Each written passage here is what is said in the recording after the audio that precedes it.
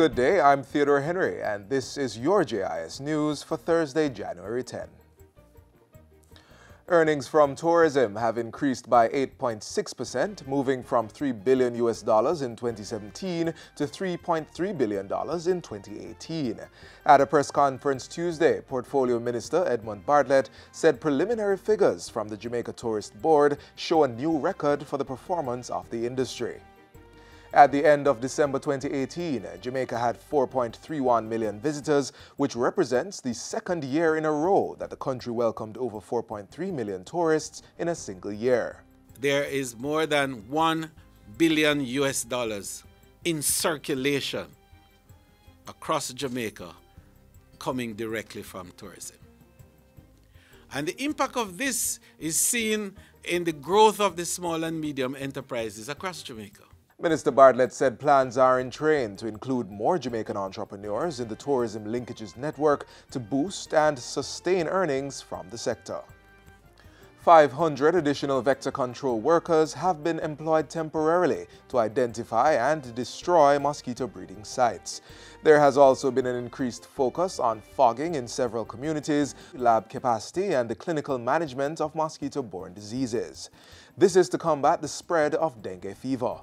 The public can feel sure that the team at the Ministry of Health is doing all that it can to ensure the best possible health outcomes for those currently affected by dengue, and to prevent the spread of the virus to other members of the population. Health Minister Dr. Christopher Tufton told Tuesday's Parliament that the ministry has also increased the availability of hospital beds and extended opening hours at health centers to deal with cases.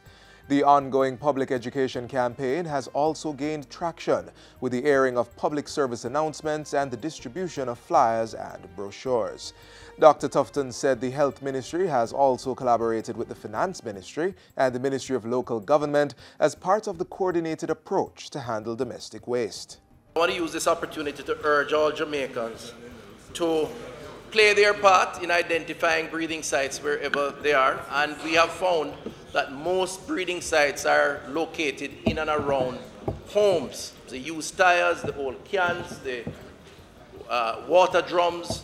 That's where the team out in the field doing inspection have found most of the breeding sites, and therefore citizen action is critical to this process. The $19 million Constant Spring Road Improvement Project is 41% complete. Manager of Communication and Customer Service at the National Works Agency, Stephen Shaw, gave the update during yesterday's interview with JIS News. Mr. Shaw says some 70% of the sewer work has been completed and plans are now in place to open the roadway between Hillman and Shortwood Roads to ease traffic congestion. Already, the section of road in the vicinity of Immaculate Conception High and Manor Park has been opened. Once we are in a favorable position where that is concerned, we are going to be moving apace with the activities on the western side. The western side is also that side of the corridor that takes traffic towards the hills. The eastern side takes it towards Halfway Tree or downtown. The Constant Spring Roadworks is part of the government's Infrastructure Legacy Project, which falls under its Major Infrastructure Development Program, MIDP. It involves widening the road from 2 to 4 lanes, improving traffic management, upgrading of stormwater drainage, as well as the installation of new sewer and water lines. In other news, Cabinet has approved the full rollout of the Tablets in Schools program in 1,106 educational institutions.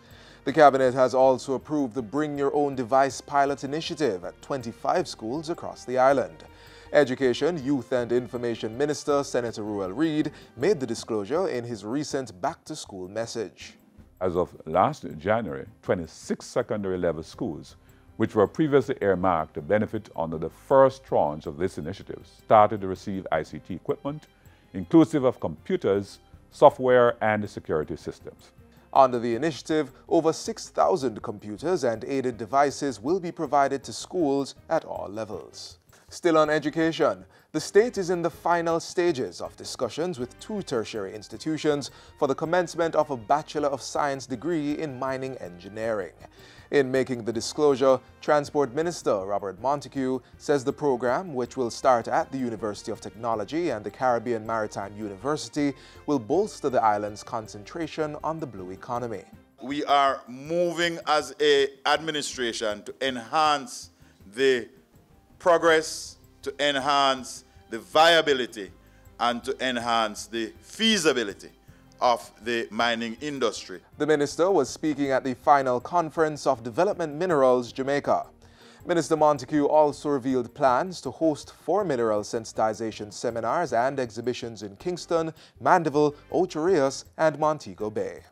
We want to bring more students and more persons to tell them about the mineral industry, to tell them what are the careers within the mineral industry, and to give them an option when career day comes to say that they can aspire to work within the minerals industry. And finally, the new state-of-the-art track being built at Stadium East in the Independence Park complex will be ready for use in February. Sport Minister Olivia Grange says the $70 million project will be opened in time for the hosting of the Gibson-McCook Track and Field Meet. Work started on the Regapole running track on Monday. We are looking at a couple of other tracks being done. One at a high school, maybe in partnership with a private sector entity, and another track which will be located to facilitate athletes in central Jamaica. And that's it for JIS News Today. I'm Theodore Henry. Thanks for watching.